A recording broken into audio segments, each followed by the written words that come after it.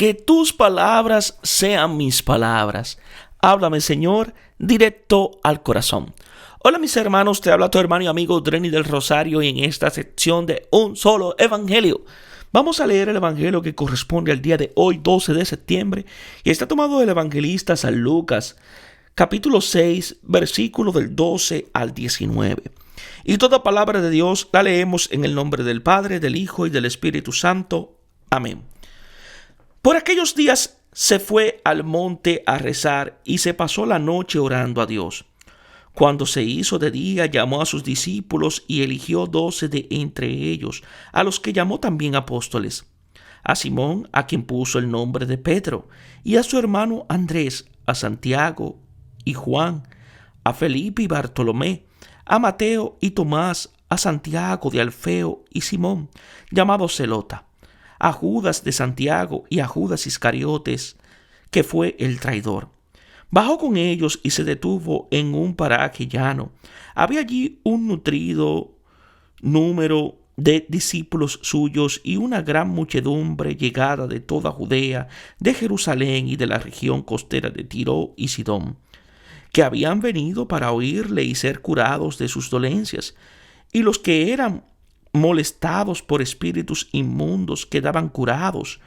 Toda la gente procuraba tocarle, porque salía de él una fuerza que sanaba a todos. Palabra del Señor. Gloria a ti, Señor Jesús. Habla, Señor, que tu siervo escucha. Se fue al monte a orar y se pasó la noche en la oración de Dios. Antes de la elección de los apóstoles hubo una noche que transcurrió toda en la oración de Dios. La oración, así como la fuerza de Jesús, primer apóstol, para conocer y cumplir la voluntad del Padre, así también es el origen de toda acción y de toda opción apostólica. Esta oración es el fruto de un éxodo. El servicio de Dios es posible después de la salida de la esclavitud de los ídolos. Se especifica que es la oración de Dios, no una cualquiera. Existen oraciones que ni son de Dios, sino de los propios ídolos, como cuando le rezamos exponiendo nuestros deseos con poca solicitud por escuchar los suyos. Esta es una perversión que sucede con frecuencia o casi siempre. Además, esta oración no se lleva a cabo sobre un monte cualquiera, un lugar solitario colocado hacia lo alto, sino sobre el monte, alusión al lugar de la revelación de Dios. Esta oración, separada de los hombres y cercana a Dios, se realiza de noche. En la noche, cuando la nada envuelve todas las cosas, no hay alternativa para el sueño, analogía de la muerte, sino la vigilancia y la comunión con Dios. La noche es el fracaso o la verdad del hombre.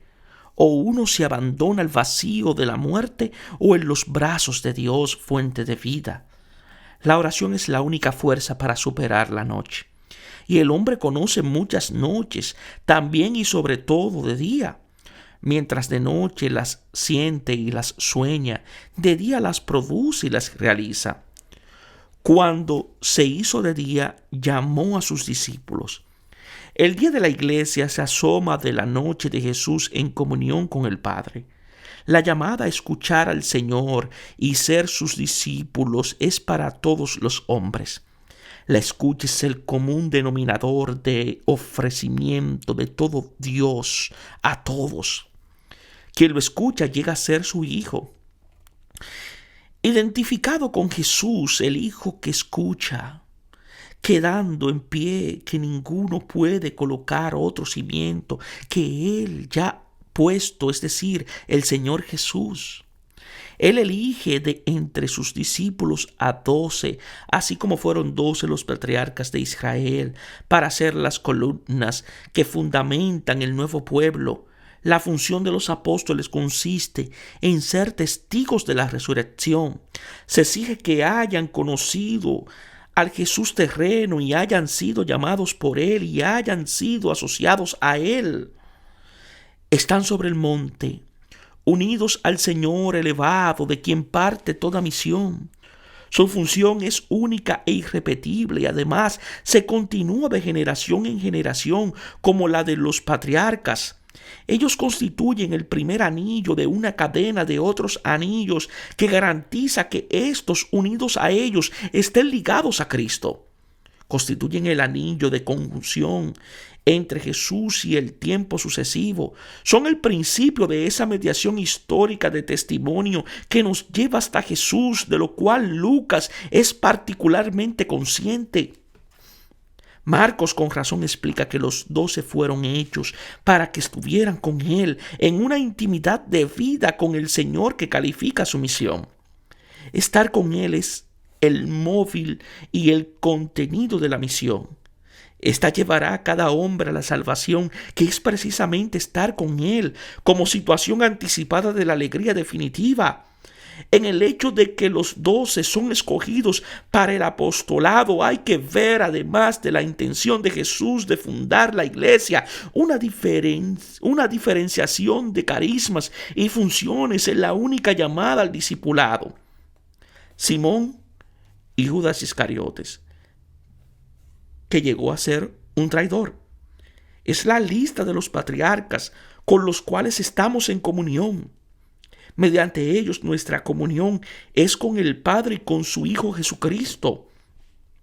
Son para nosotros bastantes desconocidos en sus rasgos particulares, excepto un poco el primero y el último. De todos modos, son escogidos entre gente sencilla. Son pescadores o pecadores, ciertamente gente que espera algún cambio. Por eso están disponibles a seguirlo. De lo contrario, esta expectativa habría que crearla, porque el que está saciado va a dormir. A ellos se les confiará la gran tarea histórica de dar el paso de la promesa a su cumplimiento, de Israel a la iglesia, del judaísmo al cristianismo, de la ley al evangelio, por anunciar a todas las gentes. Nosotros habríamos confiado semejantes tareas religiosas con enormes implicaciones teológicas, filosóficas, de inculturación a gente menos desprovista. Pero Dios no mira lo que mira el hombre. El hombre mira la apariencia. La formación de los 12 es sencillamente divina. Ningún entrenador pensaría congregar semejante escuadra de este tipo. Hay que notar contra fáciles remociones que Judas es recordado siempre como uno de los 12. Contra la tentación de borrarlo de la lista es casi su apellido, reservado a él. Esto demuestra dos cosas. Primera, el amor y la llamada de Dios son irrevocables, tanto para él como para Israel y para todos. Segunda, la estructura básica de la iglesia es intrínsecamente coja desde el principio, siempre abierta a la traición y al rechazo del Señor. Judas y Pedro son sus figuras emblemáticas. En esto el nuevo Israel no es para nada diferente del primero. Es figura de cada hombre. Bajó con ellos y se detuvo en un paraje llano. A diferencia de Mateo, Lucas hace bajar a Jesús del monte como Moisés para llevarle al pueblo la nueva ley. Es la condescendencia de Dios hacia ese pueblo que no podía subir hasta Él. Él hace su discurso en un paraje llano, humilde y modesto como toda la revelación de Dios en Jesús. En Él el fuego, el terremoto y el viento impetuoso se vuelven brisa suave, como lo había previsto el Padre de los profetas. El águila se convierte en clueca. A los pies del monte, Jesús, que enseña y sana con su palabra, se asocia a los apóstoles. Estará siempre con ellos en su testimonio mediante su espíritu. Mientras el término gentío suele contraponerse a la palabra pueblo, al igual que individuo se contrapone a persona, aquí los discípulos de Jesús son una gran multitud. En cambio, la gran muchedumbre que acude a Jesús es denominada pueblo. Los discípulos son multitud y la muchedumbre es pueblo. Delante de él caen las barreras. En Lucas se ven 3 círculos de personas concéntricos alrededor de Jesús. Los apóstoles, que son oyentes cercanos a él y asociados a su mismo anuncio, los discípulos oyentes que han obedecido a la palabra y la multitud que quiere llegar a esta escucha y ser sanada. Todos juntos son el único pueblo de hijos a los que Dios ama. Habían venido para oírlo y ser curados de sus enfermedades.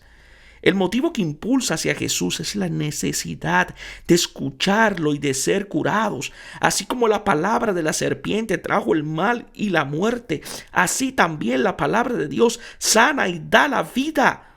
Hay una conexión íntima entre la escucha y la curación, así como la hay entre desobediencia y muerte. Por la escucha de la serpiente entró el pecado en el mundo y con el pecado la muerte, que alcanzó a todos los hombres. Si la desobediencia trajo todos los males, la obediencia trae toda bendición. La palabra cura de aquel mal radical que es la mentira. Su escucha salva de la desconfianza que genera la desobediencia. El hombre se convierte en lo que escucha. El escucha de Jesús, oyente perfecto del Padre, se vuelve como él, hijo del Padre. Toda la gente procuraba tocarlo porque salía de él una fuerza. Los hombres y las bestias que se hubieran acercado al monte Sinaí habrían debido ser lapidados. Ninguno debía tocar el lugar santo del cual bajaba el ministerio de la ley que condena y mata. En cambio, ahora Jesús, que baja del monte, cumple el misterio del Espíritu que da vida. El que lo toca se salva.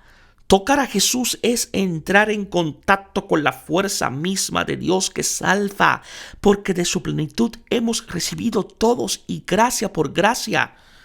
Se hablaba de tocar al Señor y de la curación que deriva de allí.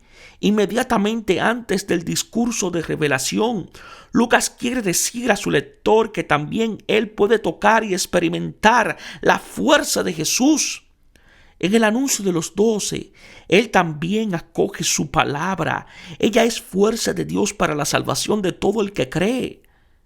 Quiso Dios salvar a los creyentes mediante la necedad de la predicación, porque la palabra de Dios es viva, eficaz y más cortante que espada alguna de 2 filos, capaz de penetrar el corazón del hombre y cortar la mentira que lo tiene prisionero.